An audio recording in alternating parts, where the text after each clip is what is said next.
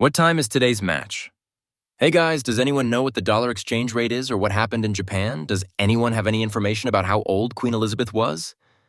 All of this you can find out in just a moment by simply entering the giant of search engines, Google.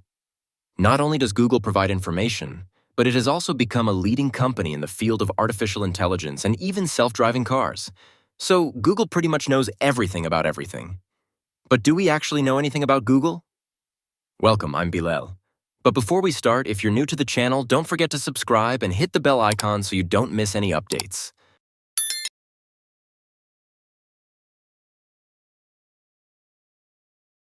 Google is the word many of us use to start the Google Assistant or Google Assistant app, but do you think it just helps you and that's it?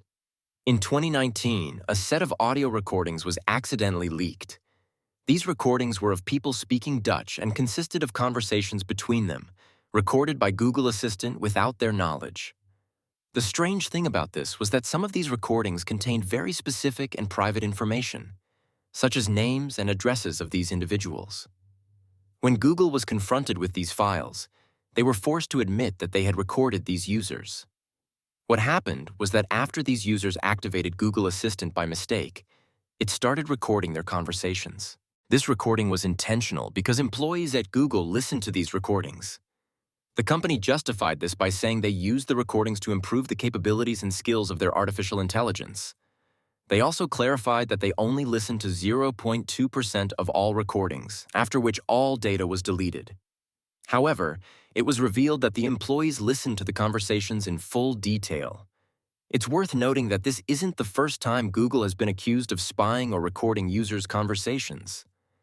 In 2017, the company admitted to a technical error in one of its devices that allowed it to record users' conversations even when the device was turned off.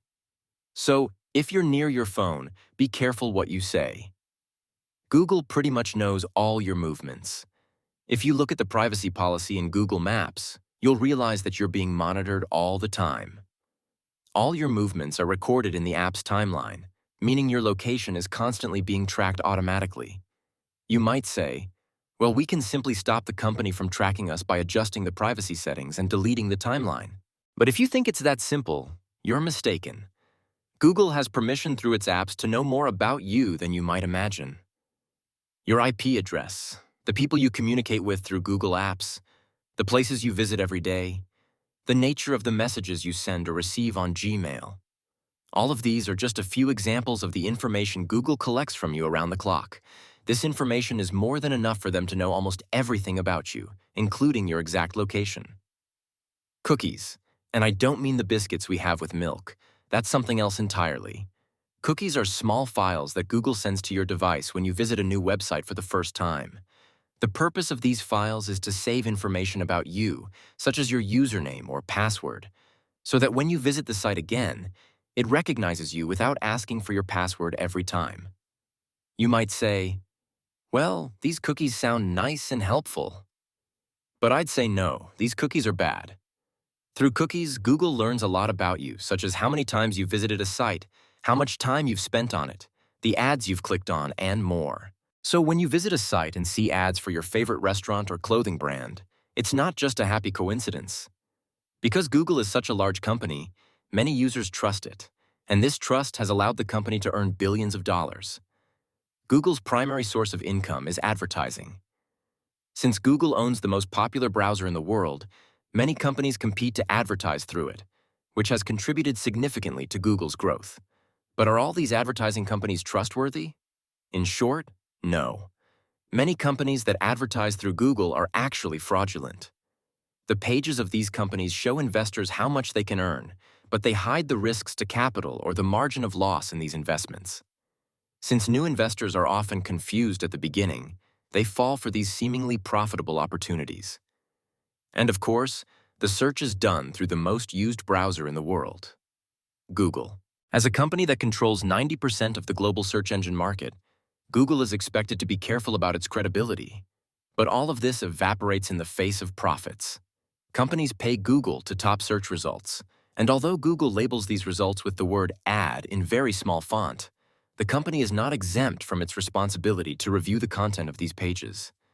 However, with around 4 billion Google users worldwide, The company often has the loudest voice. When we hear the term artificial intelligence, the first thing that comes to mind is science fiction movies. When we imagine the future struggle between machines and humans, we're filled with fear at the idea of artificial intelligence. Some even predict the worst, thinking that machines using artificial intelligence will one day see humans as weaker and take over humanity. But let's go back and say, no way, guys.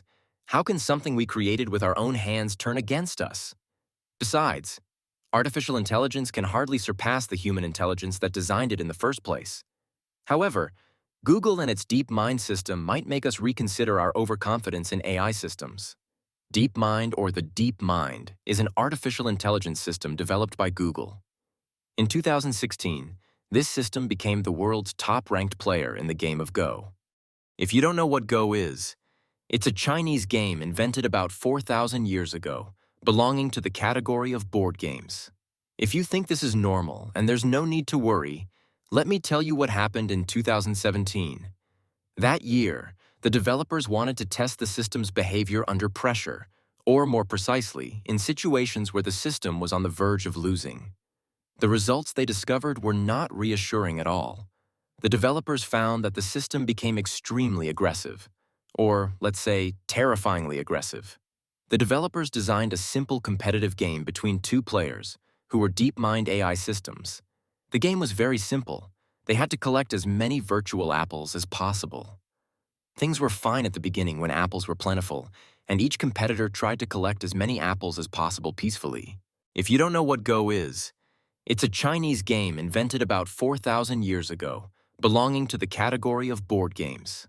If you think this is normal and there's no need to worry, let me tell you what happened in 2017. That year, the developers wanted to test the system's behavior under pressure, or more precisely, in situations where the system was on the verge of losing. The results they discovered were not reassuring at all. The developers found that the system became extremely aggressive, or let's say, terrifyingly aggressive.